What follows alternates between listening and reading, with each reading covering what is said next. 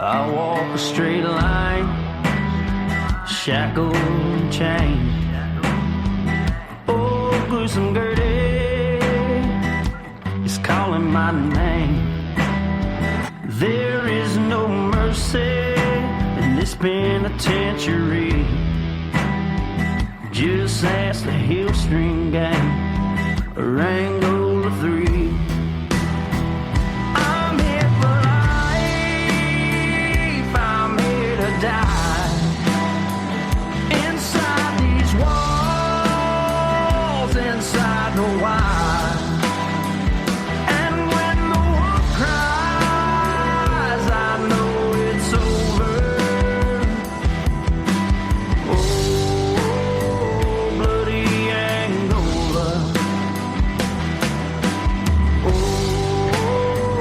Bloody Angola.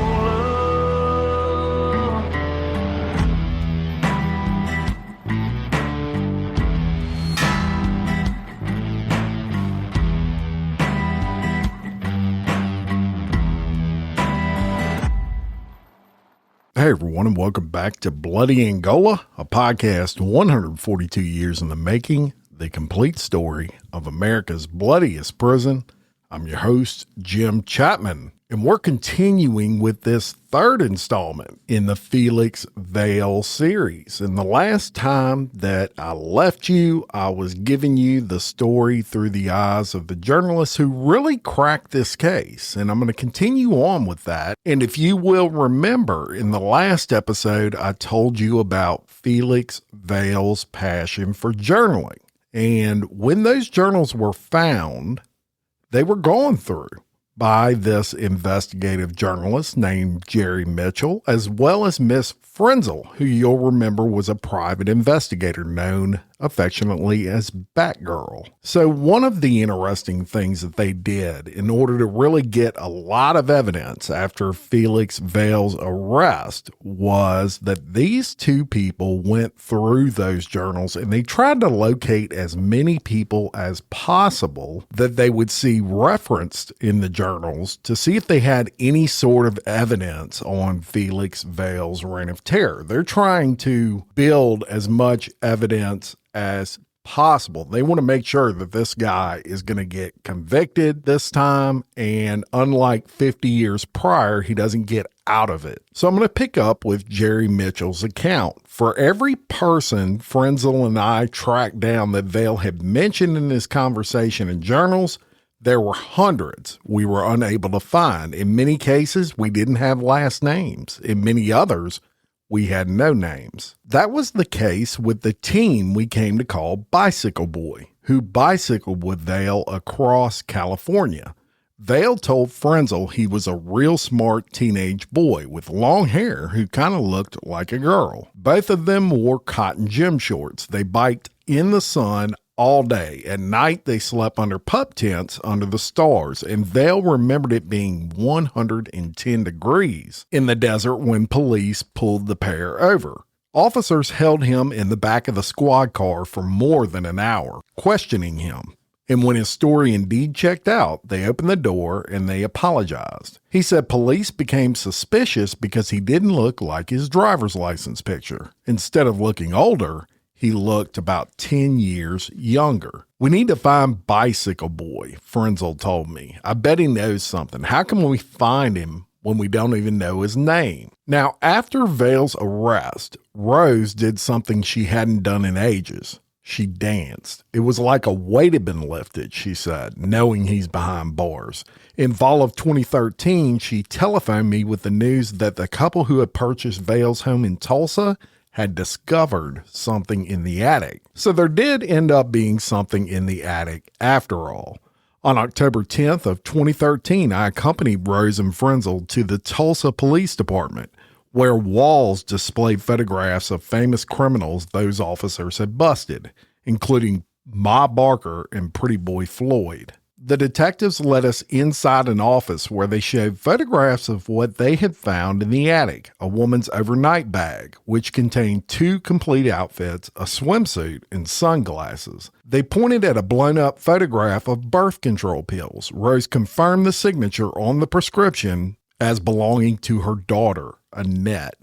Tulsa police opened their files, and I noticed all the contradictions in Vail's statement. He had told officers he dropped Annette off at the Trailway bus station in St. Louis, where she went inside to buy a ticket to go to Denver. Vail told police their marriage was not working and that Annette was tired of her family. That was why, Vail explained, she wanted to get a fake ID and head for Mexico. But his whole story had been blown up by the revelation that the couple had been seen weeks later by his relatives. The couple had visited during the Cow-Cam Fair in Sulphur, Louisiana in 1984, before the couple left and Vail returned alone.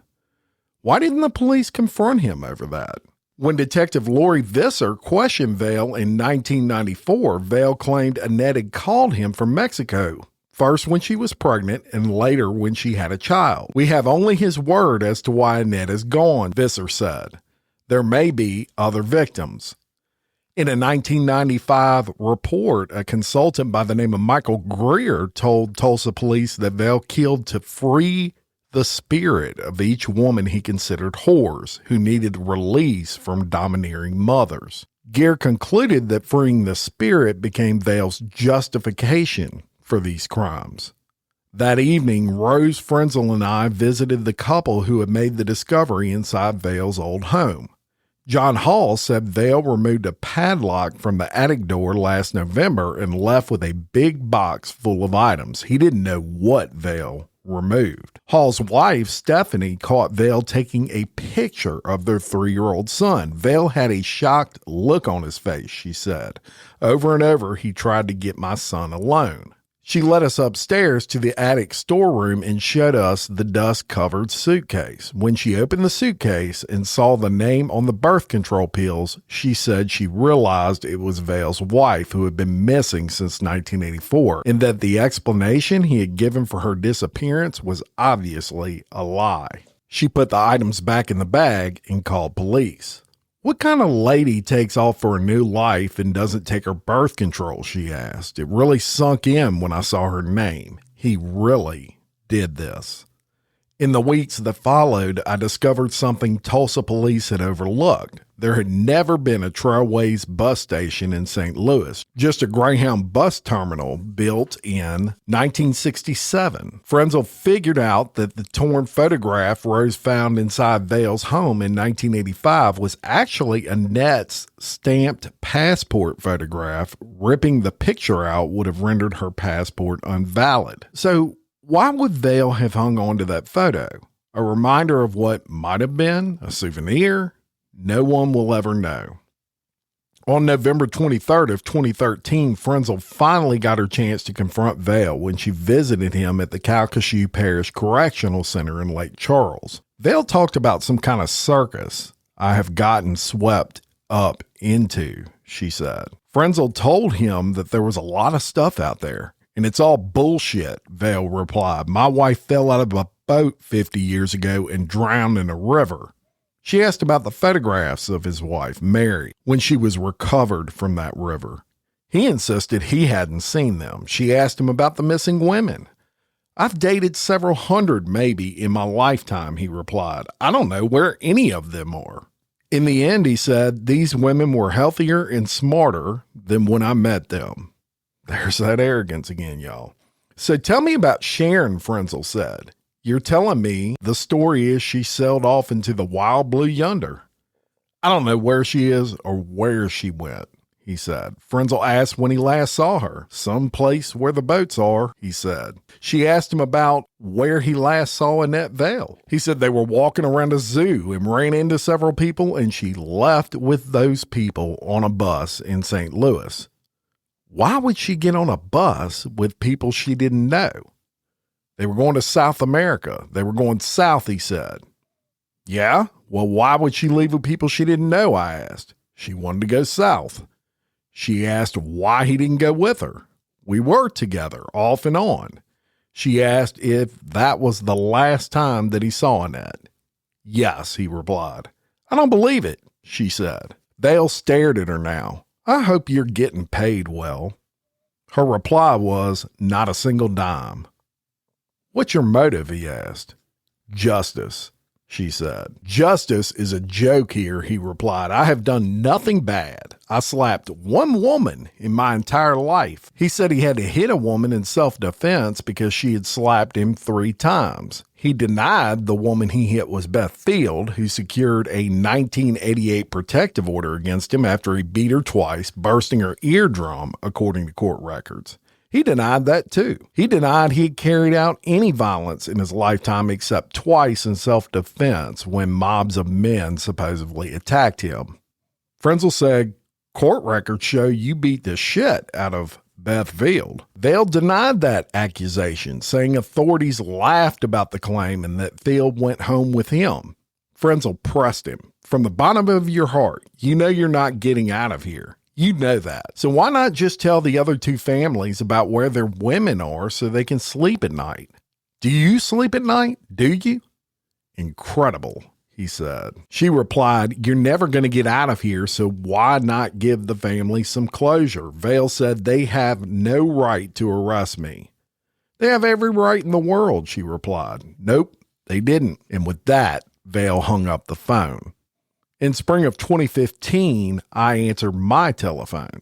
The woman on the line sounded hysterical, and I was ready to hang up when I heard her mention that she had been married to Felix Vail. I stayed on and listened to Alexandra Christensen tell her story. And y'all, I told you all about the Alexandria Christensen situation in the last episode, and I'm going to get a little bit into the trial now.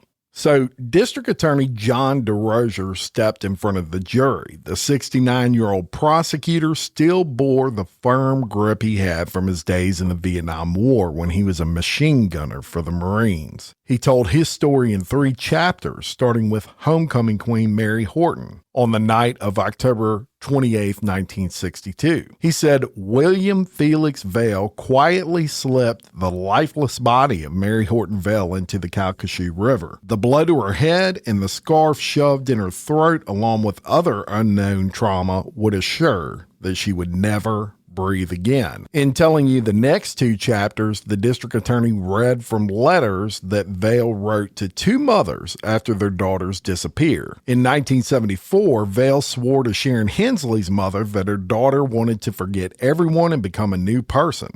In 1985, Vail insisted to Mary Rose that her daughter Annette was getting ready to drop everybody and start over before she disappeared herself. Vail ended the note by reassuring Rose that even if he knew where Annette was, I wouldn't tell you. At that point, in the courtroom, Vail smirked. Mary Horton Vail is gone. Sharon Hensley is gone, DeRozier said, and Annette Craver Vail is gone. He told jurors, you're going to have to write the last chapter, and it's simply going to read, and justice was finally done. William Felix Vail guilty as charged. Then Andrew Kasanoff stepped in front of the jurors. In his spare time, the 60-year-old public defender performed in community theater, something he believed aided him in the courtroom. Although he thought the public defender's office was outmanned in this trial, he believed the defense could still win. He didn't need to convince all 12 jurors that this 1962 death was accidental. All he needed was one. He pictured October 28, 1962 as a romantic evening on the water with Felix and Mary Vail. She wanted out of the house, as any new mother would understand, he said. It was a beautiful day, a clear sky, a new moon, and there was no moonlight. The couple left their baby with a sitter, he said. It gets dark fast, then something goes wrong, and Mary falls in the water alive. Felix tries to save her, but he can't. It's dark, the water is dark, and he can't find her. Meanwhile, he said the boat Vail left is drifting because he didn't anchor it, and he is left with no choice, die of exhaustion or get back to the boat. So he swims back to the boat. Vail decides to bring the boat to the sheriff's office, goes in and reports that she fell in the water. There's nothing evil or mysterious about this, the lawyer said. We all know people who fall out of boats and drown. He questioned those who planned to testify that Vail had confessed to the killing, saying they failed to call authorities at the time. He described the DA's case as full of air. Push comes to shove, they got nothing. The case should have been brought in 1962, he said, when deputies could have testified, and now their work is missing. He cited cases where people had disappeared only to reappear years later. Annette Craver might be in Mexico. Sharon Hensley might be in a nursing home in Cleveland. Prosecutors are relying on supposition, innuendo, rumor, and a certain amount of sympathy to convict a man. Do the right thing and vote this man not guilty and send this man home. Assistant District Attorney Hugo Holland kept the murder trial moving like an officer directing traffic. That made sense because he had worked his way through law school as a deputy. The bald 53-year-old prosecutor bore some resemblance to the 1970s TV detective Kojak. His talent for tough cases led him to be a special prosecutor, flying from district to district to ensure the bad guys went away for good. In the Vail case, he dipped into his law enforcement experience to investigate the case with Melissa Sagne from DeRozier's office. They traveled across the U.S. to conduct interviews. When Holland read Vail's letter that he had not the slightest idea where Annette might have gotten to by now, he thought of suspected serial killer Eric Mickelson, who told authorities he had no idea where the victims had gotten by now. During his legal research, Holland discovered the doctrine of chances, which enabled him to introduce the disappearances of two other women in Vail's life as evidence. The doctrine had its roots in a 1915 murder trial of George Joseph Smith in England. Three of his wives had supposedly drowned by accident in bathtubs shortly after making out wills or taking out life insurance policies that benefited them. Although Smith was only tried for one murder, the jury was allowed to hear evidence regarding the other two wives' deaths. Eventually, the jury convicted him. In Vail's trial, prosecutors called all three families to testify. Will Horton told jurors about his sister. Mary was the kind of person you would want as a friend. The same night his sister prepared to walk onto the field as homecoming queen at Eunice High School, she took the time to straighten her younger brother's bow tie. She was more concerned about him than getting herself ready. His voice cracked as he spoke about visiting his nephew after Mary's death in 1962, which he did often. I just wanted Bill to know how much his mother loved him. As he stepped down from the witness stand, he noticed some jurors wiping tears. The defense attorney told him, "I know you loved your sister." Testimony continued with Brian Hensley telling jurors that he saw his sister last, Sharon, with Vail before the pair left Bismarck, North Dakota in 1972. Other than a telephone call and letters in the months that followed, he said no one had seen or heard from her since. When Mary Rose took the witness stand, Vail bowed his head, and when the screen showed a picture of him together with Annette, she thought she saw a tear in his eyes. She called Annette a huge light in my life. We were always loving towards each other. She testified that Vail ran off with her daughter and married her. Annette, who inherited nearly $100,000 and received two homes, disappeared weeks after deeding those homes to Vail. Have you seen or heard from your daughter since September of 1984? No, she replied. How long have you been waiting to tell this jury? 32 years, she replied. Vail's former friends became some of the strongest witnesses against him. Wesley Turnage, Rob Fremont, and Bruce Beiderbach swore under oath that Vail said he killed his first wife. Jurors watched a videotape of Beiderbach testifying that Vail told him out of the blue that he killed his wife. He said he asked Vail if she was a bitch, and Vail said yes. I then glanced over at Vail. He was laughing. Asked if he had been married before, Beiderbach said yes. Was she a bitch? The defense lawyer asked. My first wife was. Did you kill her? No. What a strange question to ask in the hopes of proving your client's innocence. After jurors watched the videotape testimony of Beiderbach and Fremont, they heard Turnage describe his 1964 conversation he had with Vail about his first wife, Mary. He was talking about his wife and said, "That bitch and I were having problems," Turnage testified. He said Vail talked about his wife wanting a second child. He said, "I don't want another one. I fixed that damn bitch. She won't ever have another one." He testified that he wanted to tell authorities, but his mother made him promise he would never speak of Vail. After his mother's death, he read Gone and decided to contact me. The defense accused Turnage of wanting to be famous since he called me rather than authorities. Turnage replied that he didn't telephone me to be famous, saying he only spoke out because he felt like it was the right thing to do. After finishing his testimony, he hobbled across the courtroom. The whole time he scowled at Vail, making me wonder if he was going to try and smack him with his cane. The elderly man broke into a smile, telling Vail's lawyer, "You have a nice day." Vail glared at Gina Frenzel as she took the witness stand. The red-haired private investigator remained calm.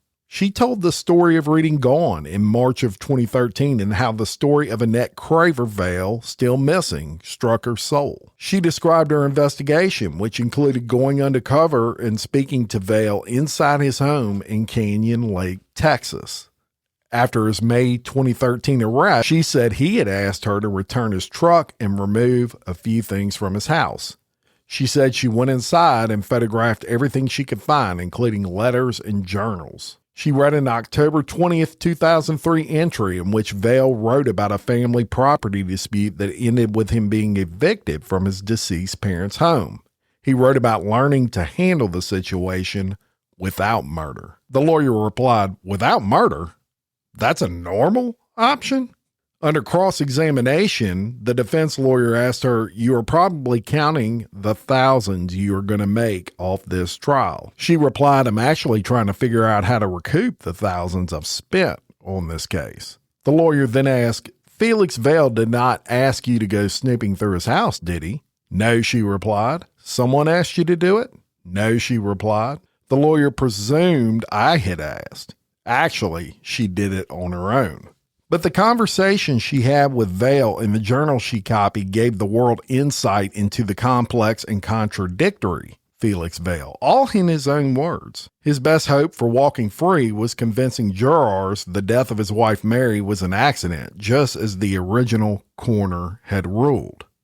When the defense attorney complained to the judge that no one could say where Mary Vail went into the Calcasieu River, Felix Vail pointed at himself and said, "I can." The current coroner, a pathologist by the name of Dr. Terry Welk, testified that in the vast majority of drownings, the body comes up in a dead person's float. The back of the head surfaces first and the limbs hang down in the water. After sharing a series of pictures to illustrate this, he showed 2 black and white photographs of Mary Horton Vail when her body was recovered on October 30th, 1962. Jurors glimpsed at the photographs and they looked damning, her dark scarf covering her mouth and her arms in a coffin-like pose. They also saw the videotaped testimony of Isaac Abshire Jr., who died in 2014. He said her body was stiff when it surfaced, either sideways or face up, when she bobbed up and down in the Calcasieu River.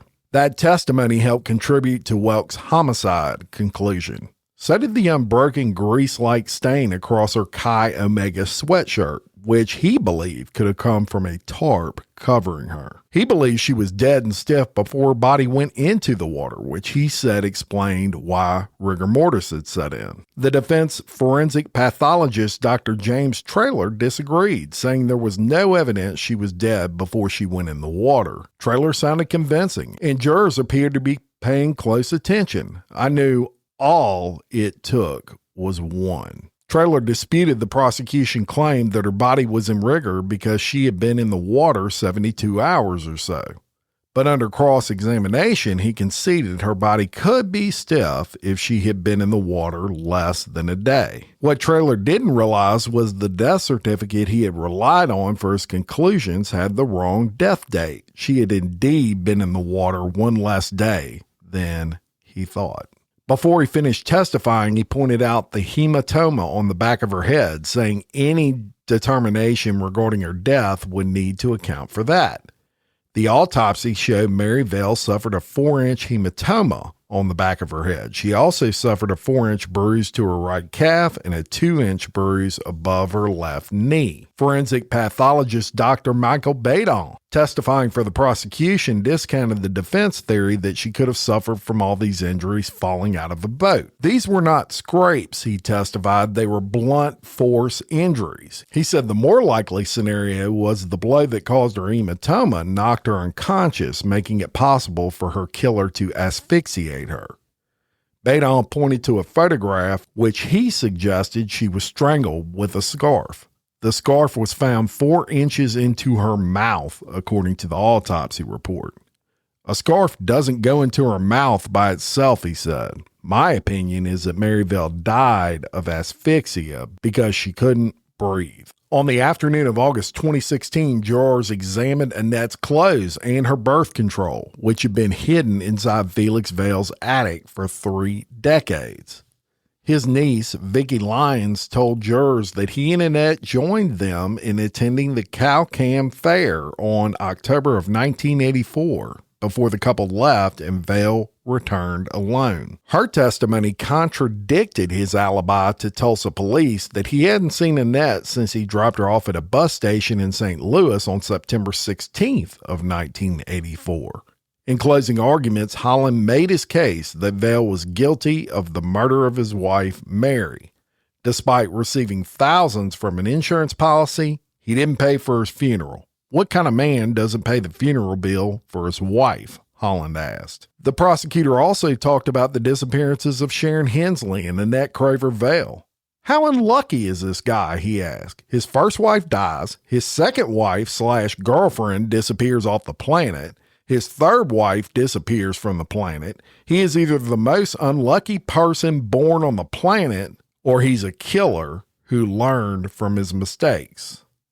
In his closing argument, the defense attorney recounted the words of Bruce Beinbach, who testified Vail told him that he killed his wife, that it was ruled an accident, and then he tried to use an oar. But it didn't work out that well. The defense attorney suggested Vail accidentally hit his wife on the head with the oar, or perhaps she hit her head falling out of the boat. If either one happened, he didn't mean to kill her. He didn't want her hurt. You must say not guilty. And man, that seems like a weak defense, right? Hugo Holland told jurors that Vail was indeed guilty. He pointed his finger at Vail, who jabbed his finger back at the prosecutor. Holland called on jurors to convict for the sake of Mary Horton Vail, Sharon Hensley, and Annette Craver Vail. You need to put him in prison. Don't take long. He gestured towards the women's families sitting in the front row of the courtroom. Don't make these people wait any longer. After Judge Wyatt finished giving his final instructions, jurors began to deliberate. Outside of the courtroom, I spoke with Will Horton and Mary Rose. Brian Hensley had flown home to Bismarck. Rose asked me how long it could take. Hours, I replied. In each cold case I had covered, jury deliberations had lasted several hours and sometimes much more. Don't expect anything in the first hour, I advised. Not long after we talked, word came out the jury had a verdict. A verdict? It wasn't even a half hour, I thought. I followed her inside the courtroom where she sat beside Will Horton. They held hands waiting for the verdict. And when they heard that Felix Vail had been found guilty of murder, they embraced. Their journey for justice was over. Prosecutor Hugo Holland's voice broke with emotion as he spoke about the case that had consumed him. I'd like to think the verdict today was not just for Mary, but for Sharon and Annette as well. He talked about the possibility of the victims beyond these 3 and shared something else that jurors didn't hear about Vail. He's not just a murderer. He's a child molester. He and the FBI had confirmed Vail had molested a child in Oklahoma 30 years ago, but authorities were unable to pursue the case because the statute of limitations had expired. Annette's mother, Rose, called the guilty verdict a prayer answered, a dream come true that someday justice would be done and that Felix Vail would be held accountable for these 3 beautiful women's lives that he took. Will Horton praised the DA's office, Rose, and private investigator Gene Frenzel. He spoke of his love for his sister and his late nephew, Bill. Bill's widow, Janet, reminisced about her late husband. In 1970, a little boy walked a long distance to tell everyone his dad murdered his mom. He felt like no one heard. Today, he was heard. On August 2016, Vail celebrated his 77th birthday inside his cell at Calcasieu Correctional Facility, where a jailer brought him chicken smothered in gravy, butter beans and rice, cornbread, and banana pudding. He had remained silent for much of the trial, but when the judge spoke to him after the guilty verdict, Vail barked, "What do you want?" When the judge explained he was just trying to set a date for sentencing, Vail asked, "What difference does it make?" His lawyer later told me that he didn't believe Frank Salter Jr. was corrupt, saying the only reason the late DA failed to prosecute the case in 1962 was just because the evidence wasn't there. Back in the Lake Charles courtroom, Vail listened as the family of his first wife, Mary, spoke. Her nephew, Alan Horton III, told Vail that although your ruthless, unforgivable actions in 1962 gave you satisfaction, in reality, you were not successful. Over the past 4 years, he said many people had shared their memories, enabling the family to see flickers of Mary. He spoke of her smiling eyes, welcoming heart, and radiant glow. Your conviction established my aunt's immortal presence in all of us, he said. We are all at peace, Felix, a feeling you will never have, and I look forward to the day when I will meet my aunt. Will Horton stepped forward next. He glared at Vail and spoke. Your egocentric cosmic philosophy won't fool anyone anymore. You have been exposed as the narcissist psychopath you are. His voice cracked as he spoke about how much he loved his sister Mary and how special she was to everyone who knew her, including her son Bill, who was only 3 months old when Mary died. You say you love Bill, he said, but by depriving him of his mother, you devastated him too. Horton told Vail, there is no decency in you, so I don't expect you to ever reveal the truth about Sharon and Annette.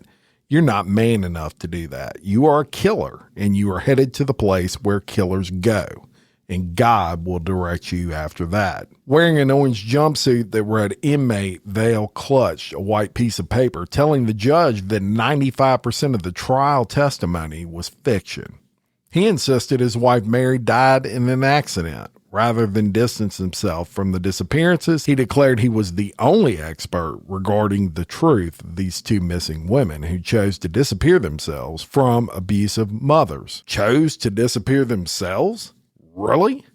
When the truth is finally revealed, Vail said the national press is going to want to know why my original 9,000-word expose on him had been treated as the King James version of the gospel. He called me a professional negative spin doctor, claiming I had plagiarized my story on him from James Patterson crime novels. I laughed. Guess I'm going to have to read at least one of them now. After that, Judge Robert Wyatt reminded Vail that a jury had found him guilty of murder, sentencing him to a life in prison. The family has experienced the loss of life, the loss of a mother, the loss of a sister. Vail left the courtroom in change, and his defense attorney made plans to appeal. After the hearing, DA John DeRozier approached me. It had been more than 4 years since we had met. He shook my hand. If you know any other guilty sons of bitches, let me know. I will, I told him. And Rose finally got her chance to confront Vail. In a letter she wrote, Felix, I am relieved that justice has finally been done and that you are being held accountable for taking the lives of Mary, Sharon, and Annette. You've enjoyed over 50 years of undeserved freedom. Your behavior has caused great suffering, and I know you will suffer greatly for the rest of your life and into the next. My prayer is that you will acknowledge your horrific actions, seek forgiveness, and strive for the redemption of your eternal soul. So there you have it, y'all. The full story of Felix Vail. And get this, he is still alive. He is 85 years old as he sits in Bloody Angola. I want to thank everyone for listening.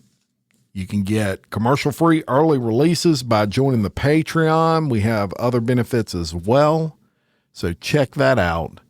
And until next time, I'm Jim Chapman for Bloody Angola, a podcast 142 years in the making, the complete story of America's bloodiest prison. Peace.